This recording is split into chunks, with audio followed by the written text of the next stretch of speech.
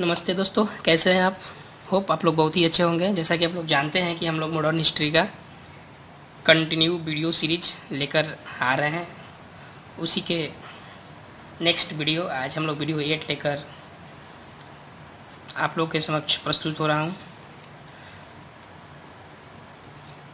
जैसा कि आप लोग जानते हैं कि हम लोग एक अभी गवर्नर जनरल का टॉपिक चला रहे हैं। गवर्नर जनरल और 2 फैक्चुअल क्वेश्चन और साथ में एक विविध का क्वेश्चन लेकर चलते हैं।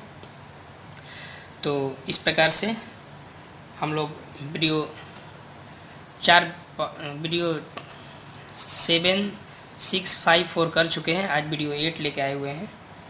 और आज भी जो गवर्नर जनरल है वो बहुत ही इम्पोर्टेंट गवर्नर जनरल है। तो आइए हम लोग स्टार्ट करते हैं अपना टॉपिक्स को। मैं दोस्तों यहाँ लिखा हूँ गवर्नर जनरल, क्योंकि आज मैं जो गवर्नर जनरल का टॉपिक्स और विविध बताऊँगा दोस्तों, यहाँ से आपको क्वेश्चंस रिफ्लेक्ट करेंगे एग्ज़ाम में, चाहे वो आप स्टेट पीसीएस दे रहे हों या फिर रेलवे दे रहे हों या फिर आप यूपीएससी दे रहे हों। यहाँ से आपको क्वेश्चन रिफ्लेक्ट करेगा। तो आइए पढ़ते हैं आज महत्वपूर्ण तथ्य के अंतर्गत। आज हम लोग पढ़ेंगे 2 फैक्चुअल क्वेश्चन। मैं जो जैसा कि मैं बता रहा हूँ कि 2 फैक्चुअल क्वेश्चन पहले पढ़ लेते हैं हम लोग। तो पहले है मुस्लिम लीग। दोस्तों ये अपने आप में बहुत ही इंपॉर्टेंट क्वेश्चन बनता है कि मुस्लिम लीग का स्थापना, इस्टेब्लिशमेंट ऑफ मुस्लिम लीग कब हुआ था। तो योर आंसर होना चाहिए कि 1906 ईस्वी में आगा खां और सलीम उल्लाह खां मिलकर ढाका में, जो अभी हाल फिलहाल बांग्लादेश का कैपिटल है, वहाँ पर इसका स्थापना हुआ था। दूसरा फैक्चुअल क्वेश्चन ये है कि कांग्रेस का विभाजन, कांग्रेस का जो प्रथम विभाजन, दोस्तों इसको प्रथम विभाजन बोल सकते हैं क्योंकि कांग्रेस का 2 विभाजन हुआ था। कांग्रेस का जो प्रथम विभाजन हुआ वो कहाँ हुआ, तो 1907 ईस्वी में हुआ। दोस्तों मैं यहाँ लिखा हूँ 1907 ईस्वी में, और 2 दल में हो गया। और ये कहाँ हुआ, सूरत में हुआ। ठीक है। और जो दल बटा, एक नरम दल में बटा और एक गरम दल में। कुछ लोग शांतिपूर्ण तरीका से देश का स्वतंत्रता चाहते थे और कुछ लोग जो थे उत्तेजित होकर और क्रांतिकारी के बल पर वे लोग स्वतंत्रता को गॉट करना चाहते थे। Got my point. अब आते हैं लॉर्ड ऑकलैंड। दोस्तों इनका जो कार्यकाल था 1836 और 42 में, ये ज़्यादा इनके कार्यकाल में वर्क नहीं हुआ। प्रथम आंग्ल अफगान युद्ध हुआ इनके कार्यकाल में। इन्होंने जीटी रोड का मरम्मत करवाए और इंडियन स्टूडेंट को फॉरेन में जाने की परमिट इन्हीं के कार्यकाल में मिला कि इंडियन स्टूडेंट जो भी है वो फॉरेन में जाके पढ़ाई कर सकते हैं। दूसरा है लॉर्ड एलिनबरो। दोस्तों लॉर्ड एलिनबरो का जो कार्यकाल था 1842 से 1844 ईस्वी तक था।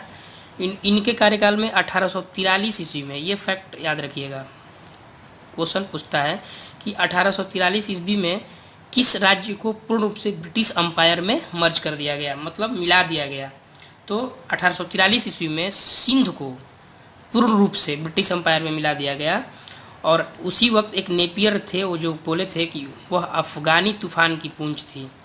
दास प्रथा का उन्मूलन 1843 के एक्ट 5 द्वारा इन्हीं के कार्यकाल में हुआ। और सबसे इम्पोर्टेंट दोस्तों, रेलवे वनडे एग्जाम में ये क्वेश्चन आपको दिखेगा कि जो संडे का जो हॉलीडे हो गया वो कब डिक्लेयर किया गया था, किसके कार्यकाल में। तो ये क्वेश्चन इम्पोर्टेंट है। जो ये क्वेश्चन आने का प्रबल संभावना है। तो पूछता है कि रविवार का जो हॉलीडे डिक्लेयर किया गया किस वर्ष किया गया। 2 क्वेश्चन अराइज हो जाएगा। तो अगर किस वर्ष पूछेगा तो आपका आंसर क्या होगा, 1843 ईस्वी में। अगर ऐसे पूछेगा कि किसके कार्यकाल में हुआ, तो लॉर्ड एलिनबरो के कार्यकाल में हुआ। Lord Hardinge. लॉर्ड हार्डिंग 1844 ले इनका 48 कार्यकाल था। ये फर्स्ट आंग्ल सिख वार जो था 1845 से 46 ईस्वी में जो चला था, इन्हीं के कार्यकाल में चला था। नरबली प्रथा पर प्रतिबंध इन्होंने भी लगाया था। दोस्तों जो अभी मैं बताना जा रहा हूँ, जो सबसे इम्पोर्टेंट, और यहाँ से तो हर एग्जाम में आपको एक क्वेश्चन दिखे, 1 या 2 क्वेश्चन रिफ्लेक्ट करते ही हैं, वो बता रहा हूँ। इसको थोड़ा ध्यान से इस कंटेंट को सुनिएगा। लॉर्ड डलहौजी। दोस्तों कंपटीशन निकालने का एक बेस्ट तरीका ये है कि क्या पढ़ना है और क्या छोड़ना है। होता क्या है कि इलिमिनेशन मेथड आदमी को नहीं आता है कि क्या पढ़ना है क्या छोड़ना है। अगर ये दिमाग में क्लिक किया तो आप कोई कंपटीशन आसानी से निकाल सकते हैं, क्योंकि बुक्स में तो बहुत सा टर्म और बहुत सा फैक्ट आपको कंटेंट मिल जाएंगे, लेकिन सब कंटेंट्स को तो रीड करना नहीं है। कौन सा कंटेंट रीड करें जो आपको परीक्षा में आपका काम होने से काम हो जाए और आप सफलता पा लें। दोस्तों एक छोटा सा रिक्वेस्ट है कि यदि हमारे आप चैनल पर नए होंगे तो हमारे चैनल को आप ज़रूर सब्सक्राइब करें, रेड बटन क्लिक कर लें और अपने दोस्तों के बीच में शेयर करें। आइए नेक्स्ट चलते हैं लॉर्ड डलहौजी। दोस्तों ये बहुत इंपॉर्टेंट, इनके बारे में क्वेश्चन दिखते हैं, इसलिए इनको थोड़ा ध्यान से देखिए। इनका जो कार्यकाल था, पहले हो सकता है कि एग्जाम में अभी कार्यकाल भी पूछा जाए, तो लॉर्ड डलहौजी का जो कार्यकाल था वो 1848 से 56 ईस्वी तक था। लॉर्ड डलहौजी 2 साल इधर और 6 साल यानी 8 साल रहे। लॉर्ड डलहौजी जो इनका कार्यकाल था वो 8 वर्ष रहा। दोस्तों कितना साल रहा? 8 वर्ष रहा। इनका जो पहला इनके जो पहला कार्यकाल में जो था, जो इनका कार्य किया, ये व्यापकगत सिद्धांत। दोस्तों ये व्यापकगत सिद्धांत क्या है मैं इसको समझाता हूँ। इसको इंग्लिश में बोलते हैं डॉक्ट्रिन ऑफ लैप्स। इसमें क्या है कि ब्रिटिश अंपायर में मिलाए गए राज्य, लॉर्ड डलहौजी का एक ही फोकस था कि जितने भी राज्य हैं जहाँ कोई कारण से उनको डॉक्ट्रिन ऑफ लैप्स के अंतर्गत ब्रिटिश एम्पायर में मर्ज कर लिया गया। तो व्यापकगत सिद्धांत पूछता है परीक्षा में ऐसा क्वेश्चन कि व्यापकगत सिद्धांत किस गवर्नर जनरल के कार्यकाल में आया था, तो आपका आंसर होगा लॉर्ड डलहौजी। दोस्तों ये क्वेश्चन गांठ बांध लीजिए कि ये क्वेश्चन तो आपको आएगा ही एग्जाम में। डॉक्ट्रिन ऑफ लैप्स के अंतर्गत जो जिस स्टेट को मर्ज किया गया था उसमें जो फर्स्ट स्टेट था वो सतारा था। दोस्तों ये महाराष्ट्र में पड़ता है। 1848 ईस्वी में किया गया इसको। उसके बाद जो किया गया 1849 ईस्वी में जैतपुर और संबलपुर ओडिशा में है। 1850 ईस्वी में बघाट हिमाचल प्रदेश में पड़ता है, और उदयपुर को 1852 ईस्वी में राजस्थान में है, और झांसी 1853 ईस्वी में, और नागपुर को 1854 ईस्वी में, और अवध को 1856 ईस्वी में। दोस्तों अवध पर कुशासन का आरोप लगाकर लॉर्ड डलहौजी ने वहाँ का शासन अपने हाथों में ले लिया। ये पहला था लॉर्ड डलहौजी के बारे में। सेकंड कि 1854 ईस्वी का वुड डिस्पैच। दोस्तों मैं लिखा हूँ यहाँ वुड डिस्पैच। 1854 ईस्वी में वुड डिस्पैच लागू किया। ये क्या से रिलेटेड था? ये एडुकेशन से रिलेटेड था, शिक्षा से संबंधित था। इसमें क्या था कि हर प्रांत में एक विश्वविद्यालय स्थापना करना था और वर्नाक्यूलर के अंतर्गत पढ़ाई करना था। तो तीसरा कि भारत में रेलवे का जनक। दोस्तों ये भी पूछता है कि भारत में रेलवे का जनक किस गवर्नर जनरल को कहा जाता है, तो लॉर्ड डलहौजी। ये क्वेश्चन आप अगर कोई क्वेश्चन बैंक या कोई इंपॉर्टेंट कंटेंट देखे होंगे तो आपको ये जरूर दिखा होगा।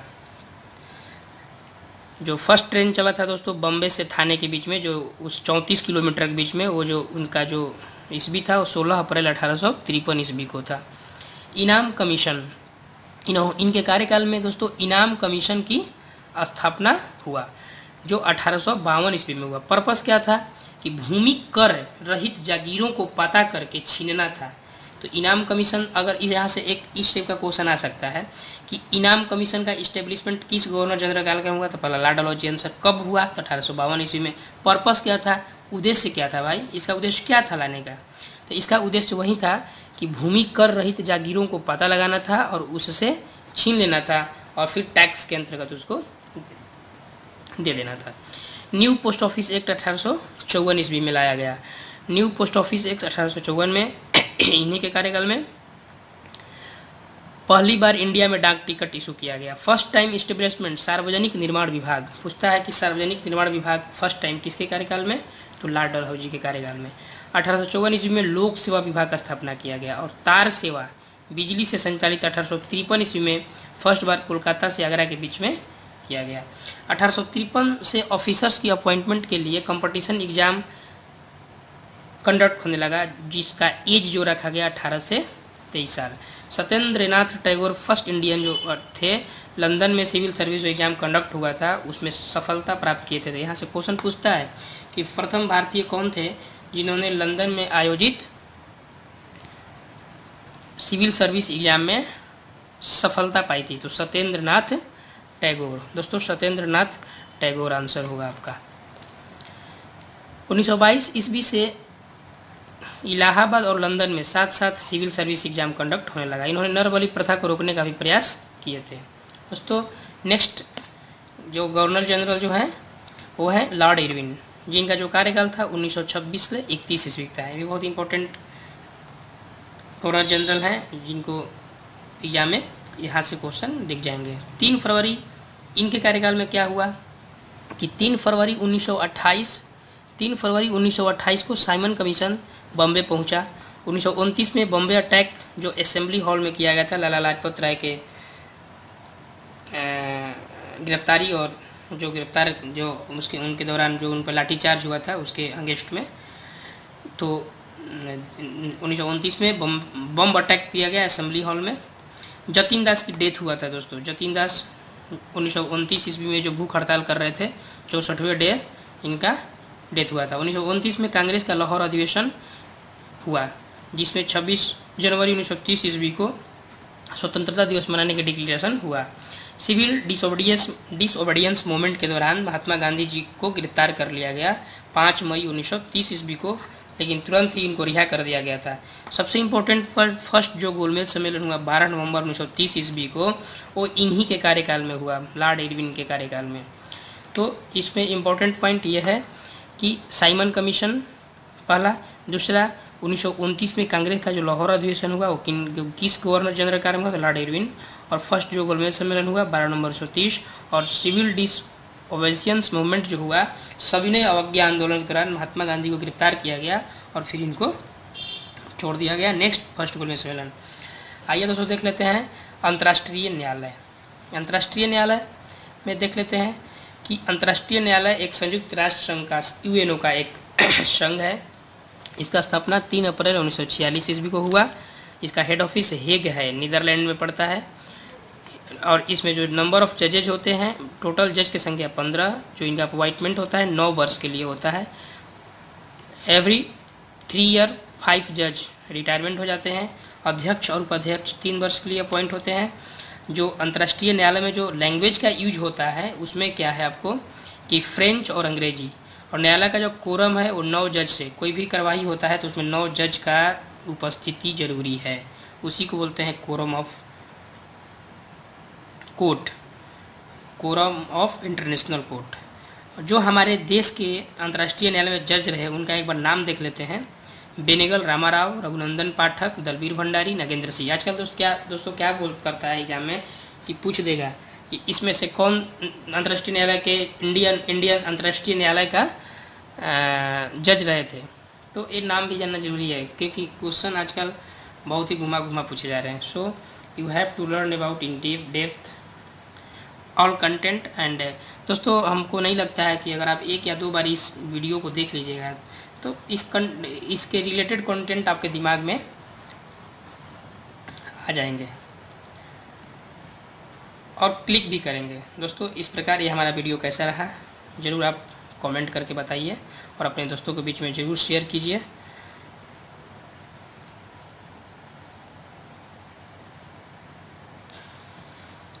मैं नेक्स्ट वीडियो जल्दी ही लेकर आऊँगा और मैं आई होप नेक्स्ट वीडियो में या इसके नेक्स्ट वीडियो में हमारा गवर्नर जनरल जो पॉइंट टॉपिक्स चल रहा है वो द एंड हो जाएगा। फिर हम वो नेक्स्ट और हम लोग हम सोचे हैं कि इस मंथ तक मॉडर्न हिस्ट्री का जितने भी इम्पोर्टेंट कंटेंट है वो आप लोग के ला के समक्ष रख दूं ताकि कोई भी नेक्स्ट एग्जाम हो मॉडर्न हिस्ट्री से आपको क्वेश्चन नहीं छूटेगा। और जहाँ तक मैं ये कोशिश करूँगा कि मॉडर्न हिस्ट्री, ज्योग्राफी और साइंस और साथ साथ में आपको मैं करंट अफेयर्स भी लाकर आपके सामने इम्पोर्टेंट करंट अफेयर्स प्रोवाइड कर दूंगा जिससे आप एग्ज़ाम में निश्चित रूप से सफलता पाइएगा।